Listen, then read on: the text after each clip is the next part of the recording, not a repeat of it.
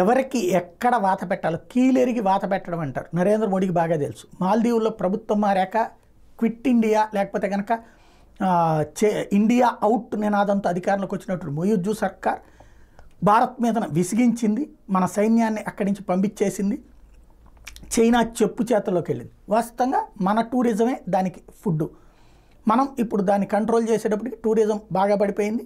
అది ఒక రకంగా సంక్షోభంలో పడి, మరొక వైపున ఇప్పుడు బతిన్లాడే ప్రయత్నం చేస్తున్నారు. మనం ఎక్కడ బెసగట్లేదు. ఇదే కాకుండా ఇప్పుడు భూటానికి ప్రాధాన్యం ఇస్తూ కీలకమైన నిర్ణయం తీసుకుంది మోడీ సర్కార్. 2024-25 ఆర్థిక సంవత్సరానికి కానీ విదేశీ వ్యవహారాల శాఖకు 22,154 కోట్లు కేటాయించింది. ఫిబ్రవరిలో ప్రవేశపెట్టిన మధ్యంతర బడ్జెట్లో దాదాపు ఇవే కేటాయింపులు ఉన్నాయి.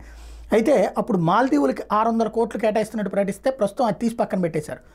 ఆ మొత్తాన్ని 400 కోట్లకు తగ్గించారు. తాజాగా భూటానికి 2,068 కోట్లు, నేపాల్కి 700 కోట్లను ప్రభుత్వం కేటాయించింది. శ్రీలంకకి 245 కోట్లను ప్రత్యేకించింది.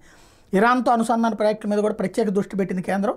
ఆ దేశంలోని చాబహార్ పోర్ట్ నిర్వహణకు 100 కోట్లు ప్రకటించింది. ఆఫ్ఘనిస్తాన్కి తాజా బడ్జెట్లో 200 కోట్లు, బంగ్లాదేశ్కి 120 కోట్లు, మయన్మార్కి 250 కోట్లు మాత్రమే కేటాయించింది.